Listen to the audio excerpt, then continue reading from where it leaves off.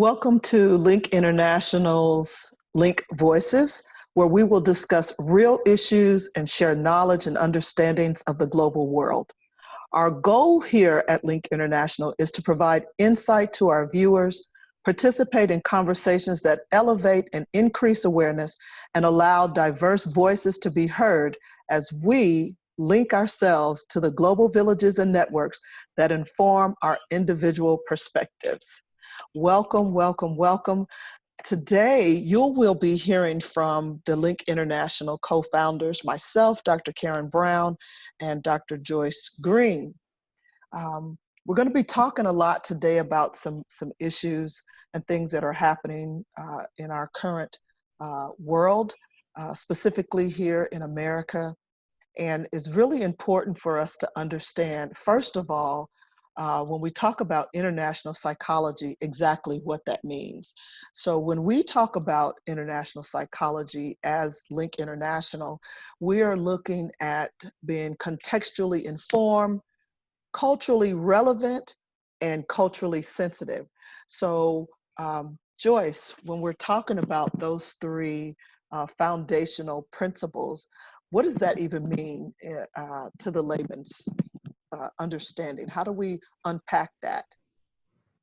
Yeah, so, being contextually informed,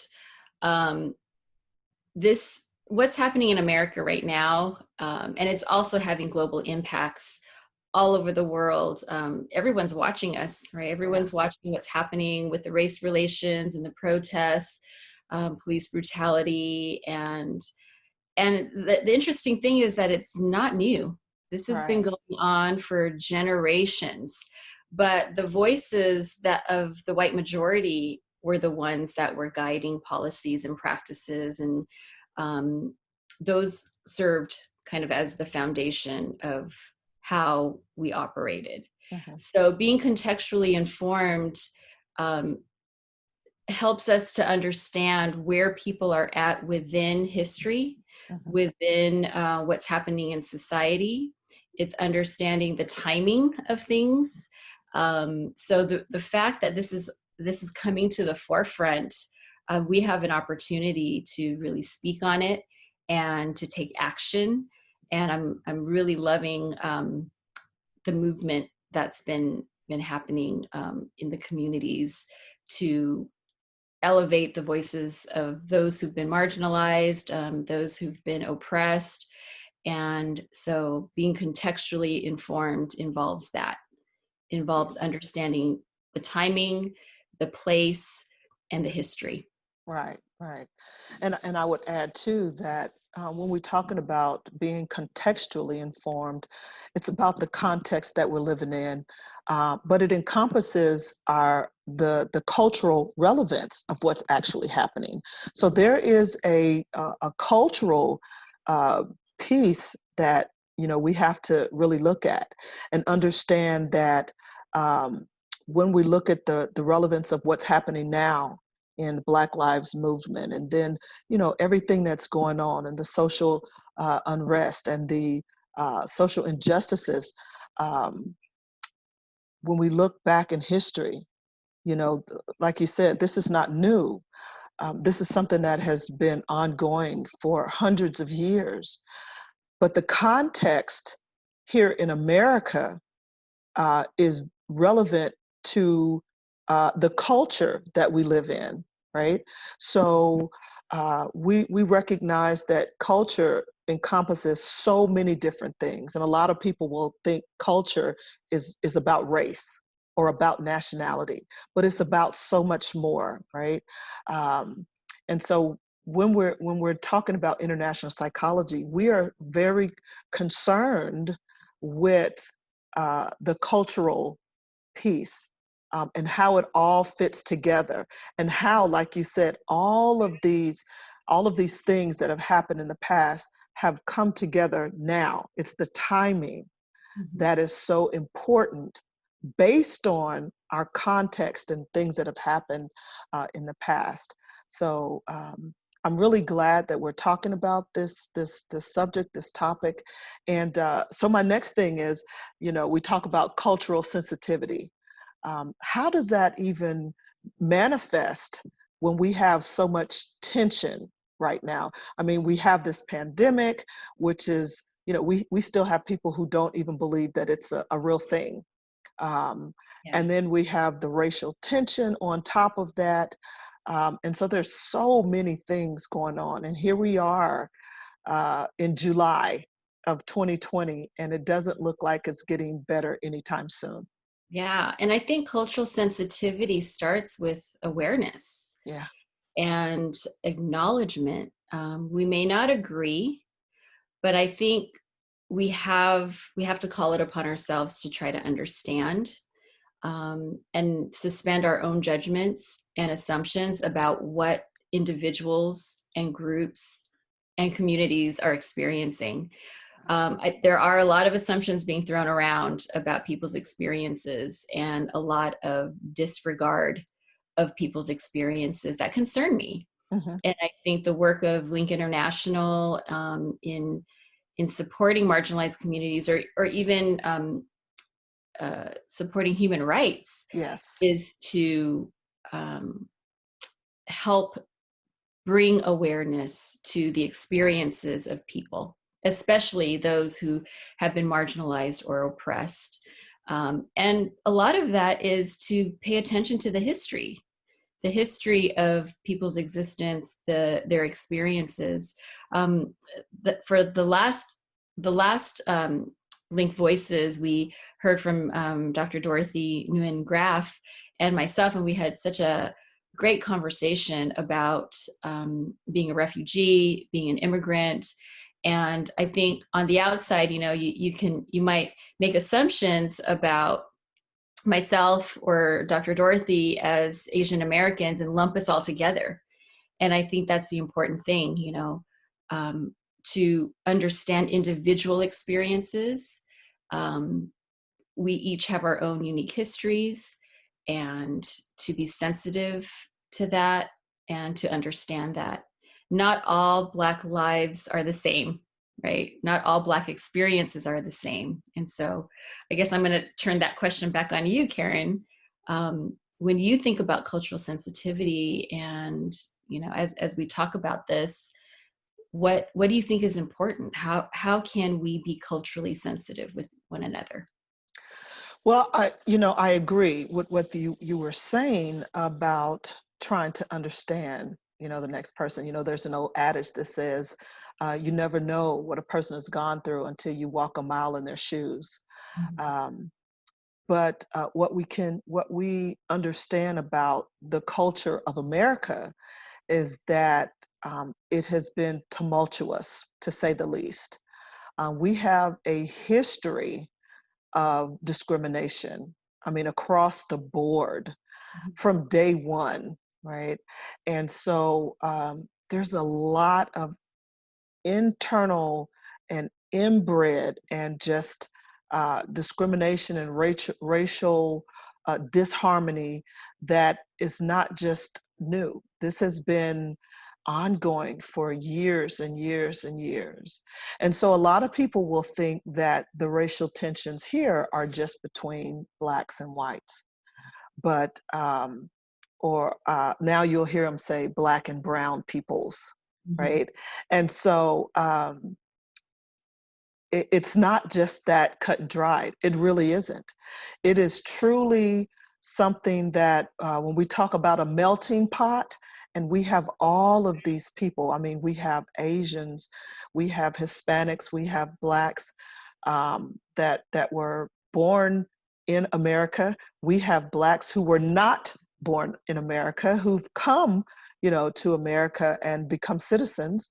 And like you said, the experiences are different. The lived experiences are different. Um, uh, so I ask you this: understanding that the majority of the tensions in most people's minds is between whites and Black and brown peoples in America. But what is your experience as an Asian American in Mm-hmm. this whole discriminatory system that we've grown up Yeah, in? it's a great question, and I've had lots of conversations with my Asian friends, and colleagues, where sometimes we feel like we're the invisible ones, right? Who's going to hold the cause for us? Um, and we're very much involved in this fight for justice as well. And there's a lot of stereotypes about Asians, and we've heard many times we're the model minority. We're the ones who are great at math, and that's not always true. And I think it's those stereotypes that also pit us against other people's of color, right? Yes. To say, hey, look, the Asians, they were able to build businesses, they were able to be successful as immigrants. Why can't you do the same? Right. But I think we have to be careful and think about that messaging, because when you start lumping people and start making these stereotypes, to make those comparisons, you're really further marginalizing groups. Yeah. Well, there's a tactic in war, that you separate them, you divide and conquer, right? Yes. And so we see that happening quite often. Quite often, we see that divide and conquer mentality, and it works, right? So that's why it keeps happening.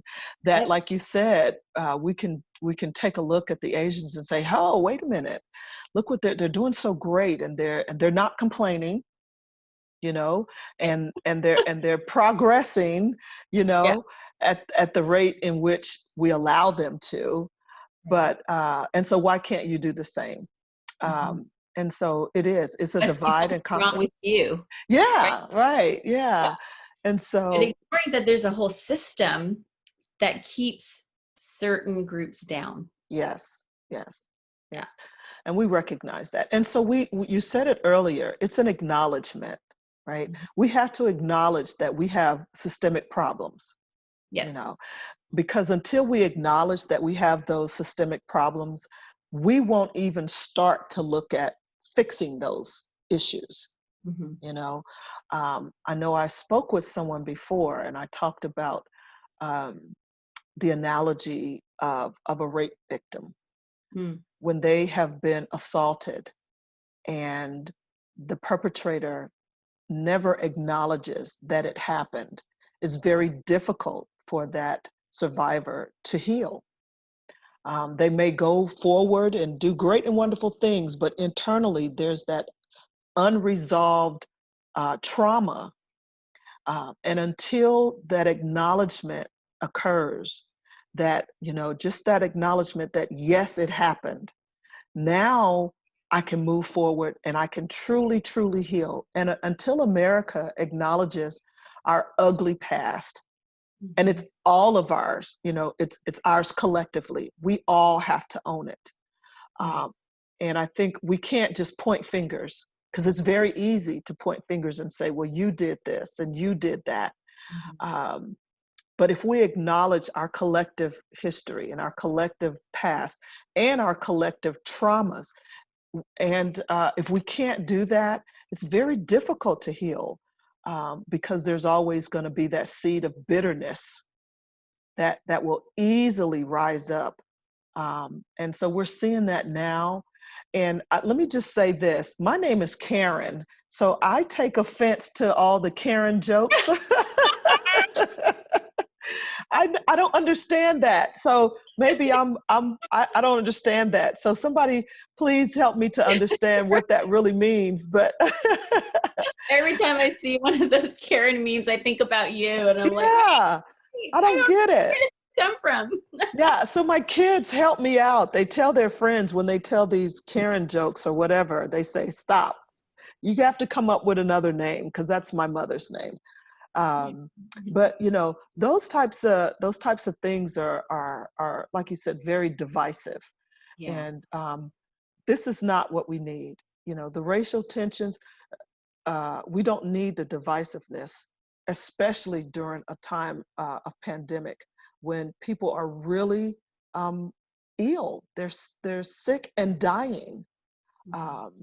And we've had colleagues who've contracted the virus. Some Right. survived and some did not, unfortunately.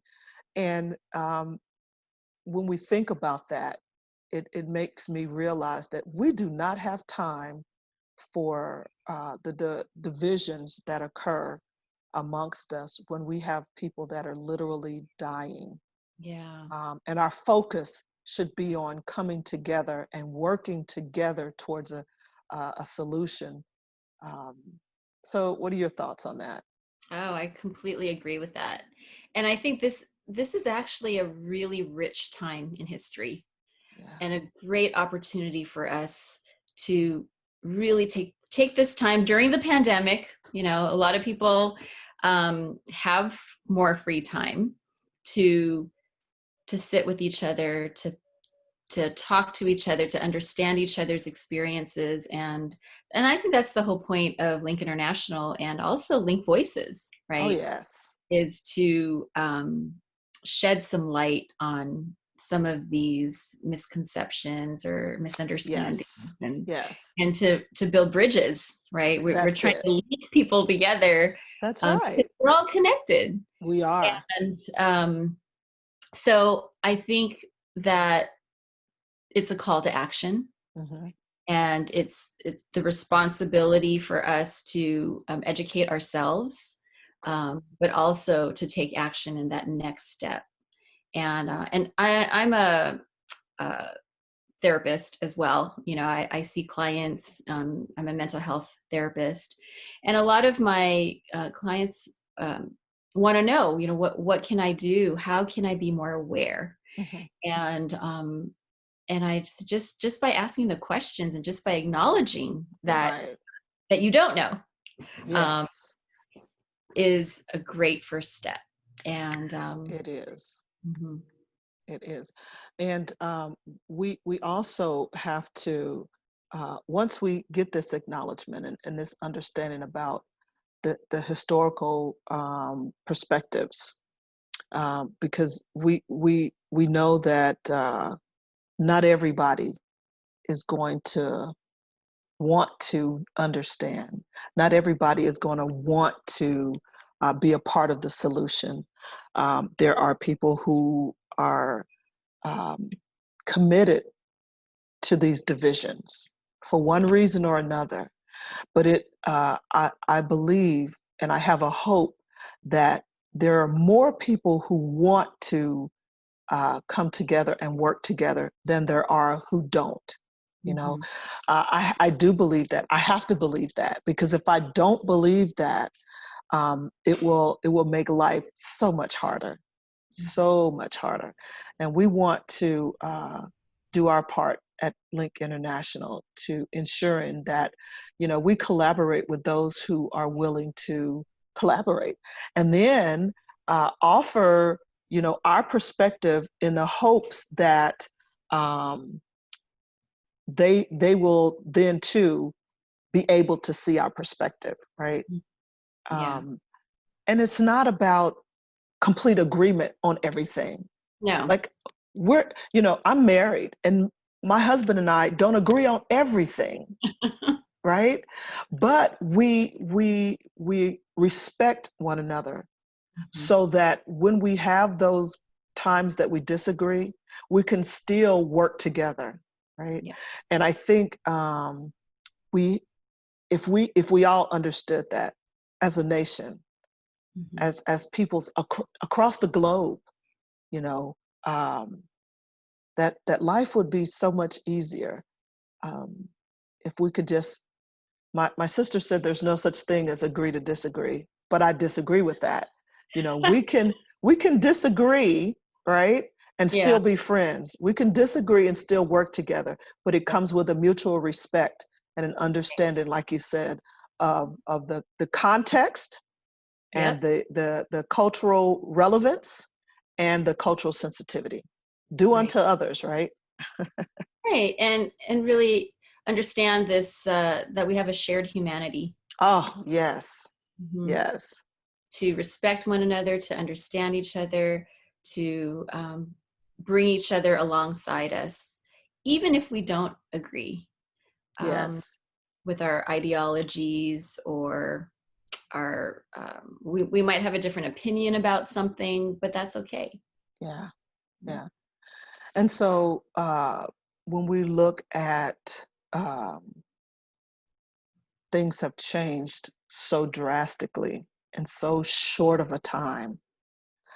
And I think that's also one of those um, events and those things that have brought this racial tension to a head, because we realize that um, racial inequities and discrimination has been around forever. Mhm. And there have been protests in the past that speak to those inequalities and those types of discriminatory practices. But at the same time, with this pandemic and everybody being shut down and the economy tanking, and so we have so many more issues that are building up that are, I mean, you know what I'm saying? Mhm. At any other, like you said earlier, timing, we Mhm. are in a very critical time here in America and globally, because like you said, people are watching us. And for years, the United States has led the, the, the globe in um, just almost everything. Um, and so when we cannot be the leader in bringing harmony to our nation, then we stand uh, at risk of becoming the laughing stock. Mhm. Um, and I think we have to really take a look at that and decide, is is this um, more beneficial, these divisions?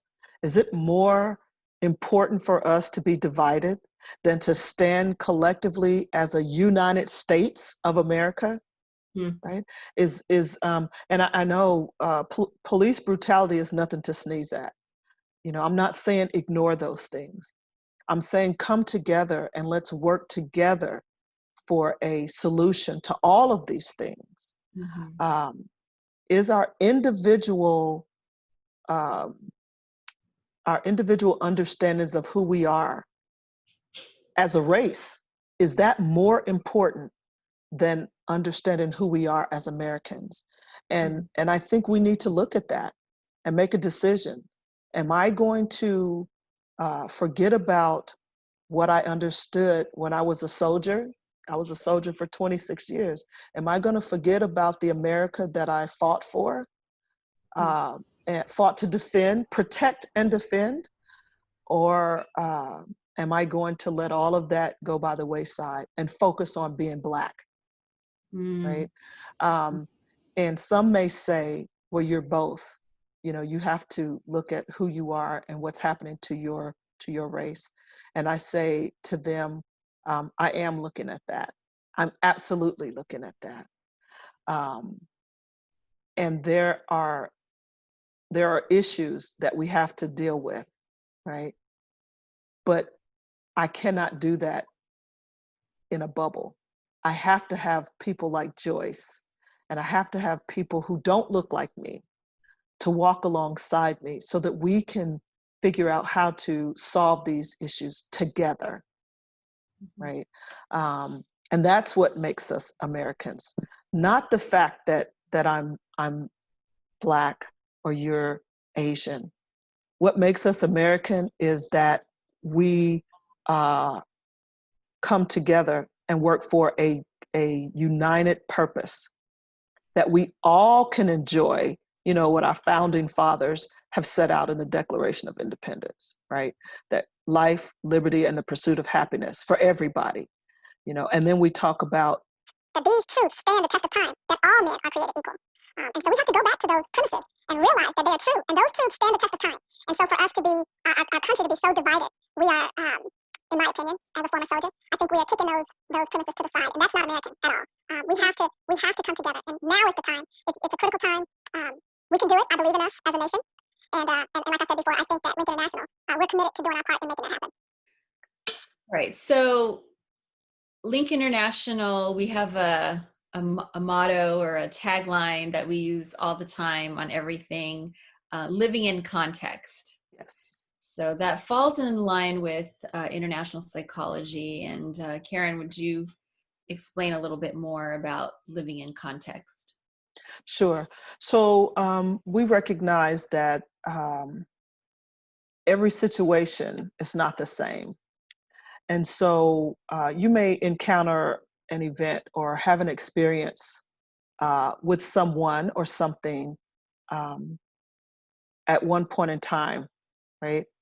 And then let's say a year later, you encounter another person or event.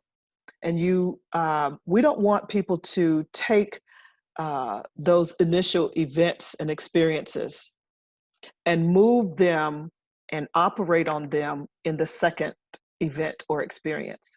So we want people to understand that everything is contextual, right?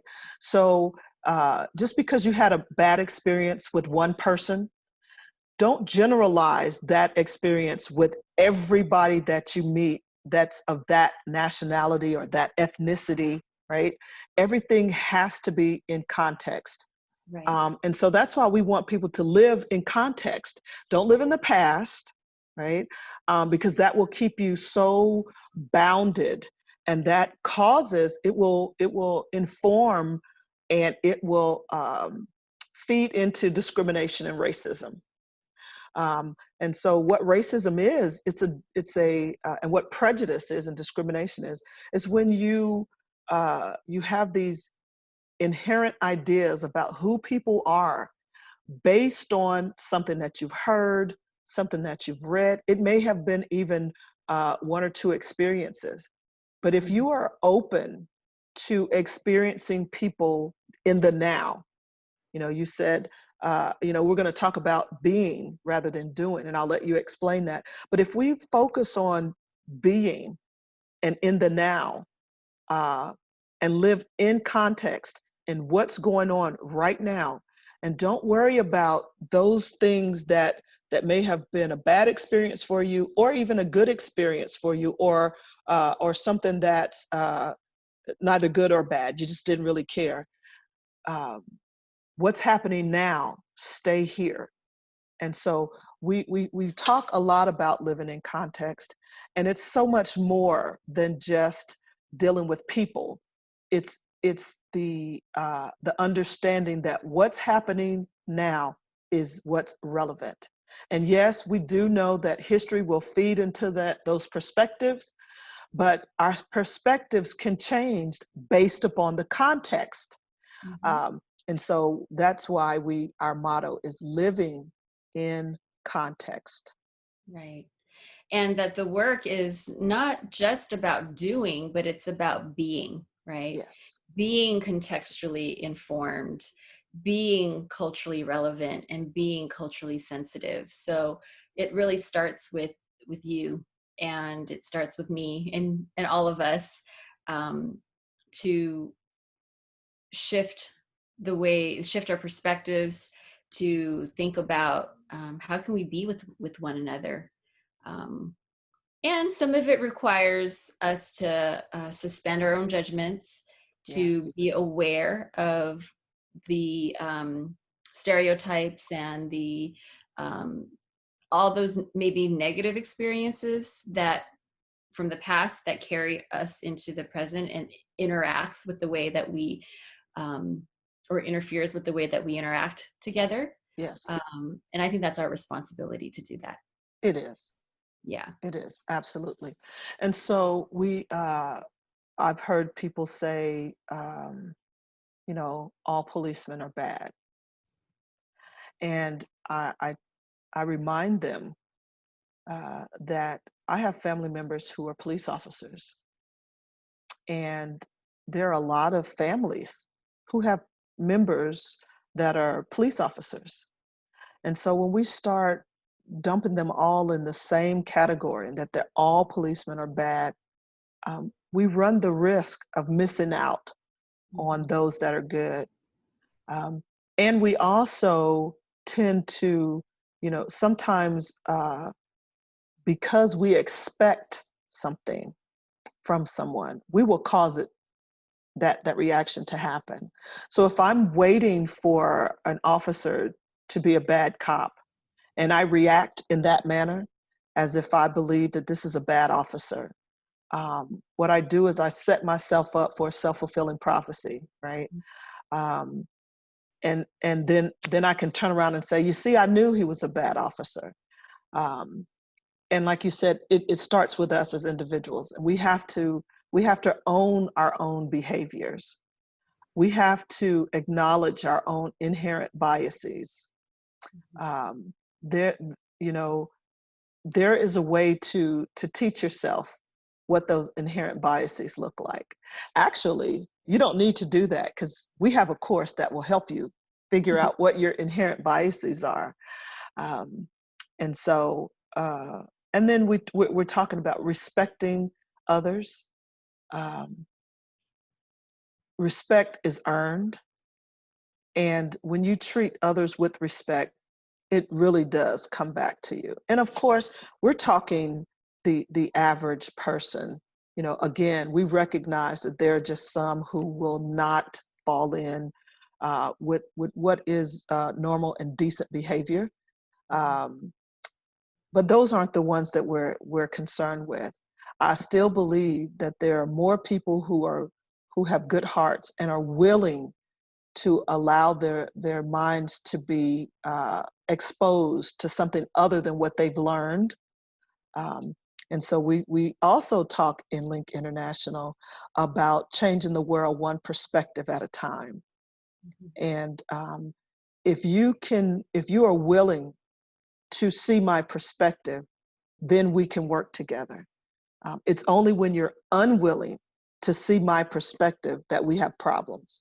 So you don't have to agree. Right. You have to agree with each other's perspectives, but be willing to be there to sit and listen and understand. Yes. Yes, absolutely. So I have on my, my banner, on my Facebook banner, it's a picture of a scale. And we understand scales as an analogy for justice. And when the scales are balanced, we have equal justice.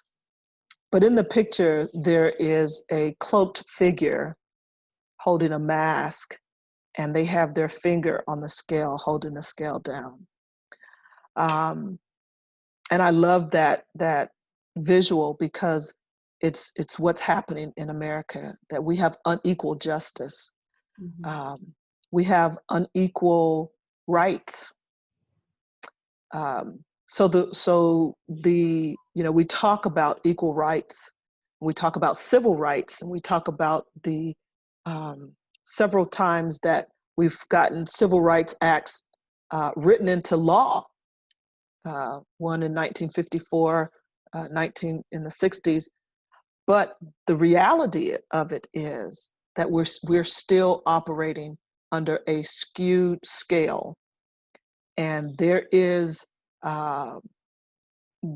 we have systemic, institutionalized policies that actively discriminate against minorities and women. And that's just the reality of our daily life here in America. And these are the things that we're talking about when we're saying acknowledge it. Acknowledge that it is. And don't look at it as though, well, we do have women CEOs. We do have women in office. We have Blacks that are senior members of the military and in Congress and in businesses. And we have Asians that are doing amazing things in technology and in businesses and education. And so we point out those onesies and twosies, right? But when we look overall, when we look at the overall and the bottom line of what's happening in America, we have to acknowledge that there are policies that are written policies that discriminate just by their nature, that will discriminate against women, people of color, sexual orientation, age, right? And so those things we have to change. We are not going to continue to progress as a nation. And we are not going to continue to be the leading example for the world if we continue to have these systemic policies that legally discriminate against a certain nationality or ethnicity or gender or sexual orientation or age or any of these things. And I believe that we've come too far in this country to still have those policies on the books. So I would love for us to review those and come together as a nation and change those policies. If that means that the white male majority has to give up some of their power, then so be it. I also look at the fact that there's a lot of information out now about Black Lives Matter. And let me just say this, to my understanding and to how I view that, and my perspective is that it's not that Black lives matter more than anybody else's. That's not my understanding. My understanding is that it's a cry to say that, listen, there are so many, and I will use this terminology, Black and brown lives that doesn't seem to be valuable. It's not valued. Why is it not valued? Where did we come to this? How did we come to this conclusion? Based on the level of destruction and the level of brutality and the level of atrocities that are happening on a consistent basis. This is not something that happens every now and then. These things occur consistently. And so there is a premise that Black and brown lives don't matter as much as their white counterparts. And I will add in Asians. I will add in Native Americans. I will add in the LGBTQIA+, right? I'll add all those sectors into that and say that when things happen in those communities, it is less likely for, especially if the perpetrator is not of that community, it is less likely for that perpetrator to be arrested, even detained, much less convicted of any crime. And so we have to recognize that. We have to acknowledge that happens. And in the Department of Justice, they did a 10-year study on the disparities, the racial disparities in arrests and in sentencing, and in how the criminal justice system handles people of color. And they concluded that people of color, or non-whites is the way they talked about it, non-whites were 6 to 10 times more likely to be arrested. Their sentences are longer, and they are treated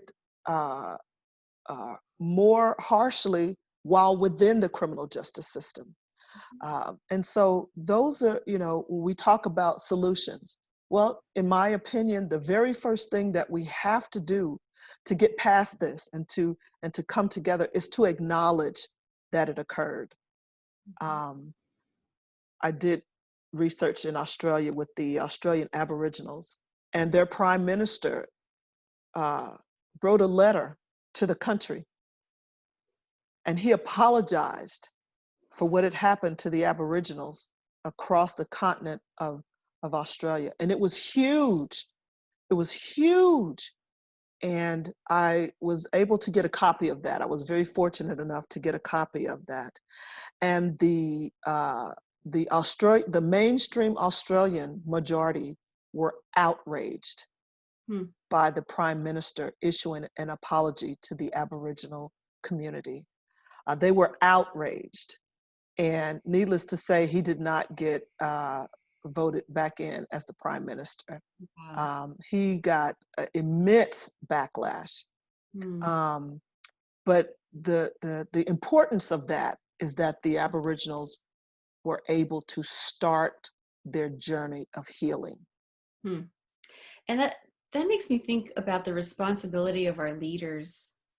You know, the leaders at the top, they have such a great opportunity to make significant changes in their actions, in their proclamations, right? In the Yes, way that they prioritize certain initiatives, in their hiring practices, in the way that they navigate um, difference, right?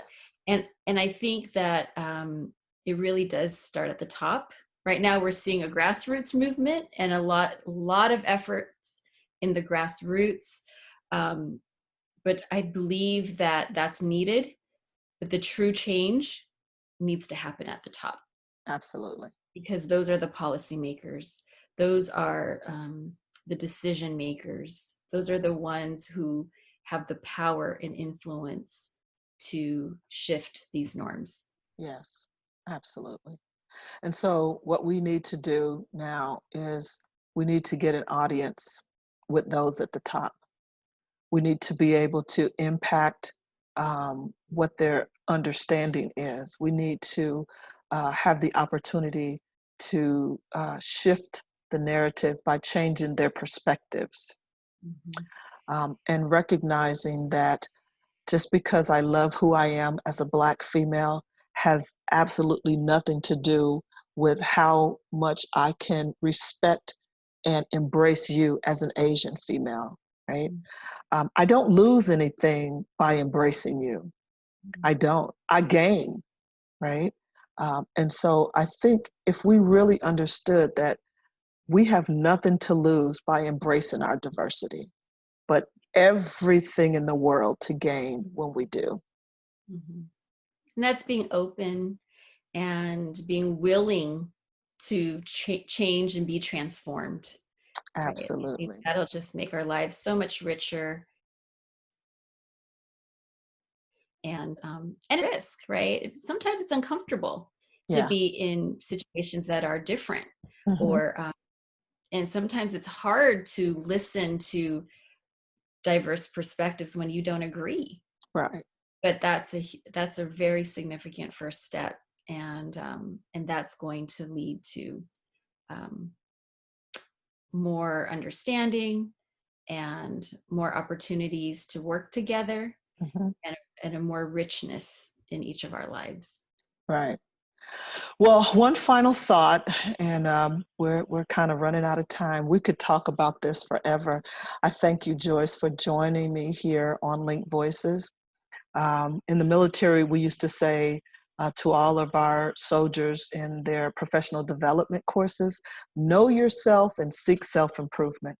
So that is an individual mandate on each of us. So I say to our viewers, know yourself and then seek self-improvement. We all have room to grow, right? So I'll give this final thought to you, Joyce. I know I said that was the final one, but I'll give this final thought to you, Joyce. And then I want to say to our viewers, stay tuned. We're going to have so much more on Linc Voices. We'll be bringing people in to discuss what they're doing and how they are operating through this current societal unrest and things that they're doing to make our world a better place. So we want you to stay tuned and keep a lookout for our next Linc Voices. Joyce? Right. And please share our video and like us on Instagram and Facebook and Twitter, and LinkedIn, and reach out to us. If you have some thoughts about some episodes that you'd like to to see or hear from, different groups, or if you yourself have a compelling perspective that you would like to be featured on one of our Linc Voices sessions, feel free to reach out to us, send us a private message, and we would love to hear from you. Thanks again for all of you taking the time to listen to us and to sit with us, and we look forward to seeing you again. All right, have a great day.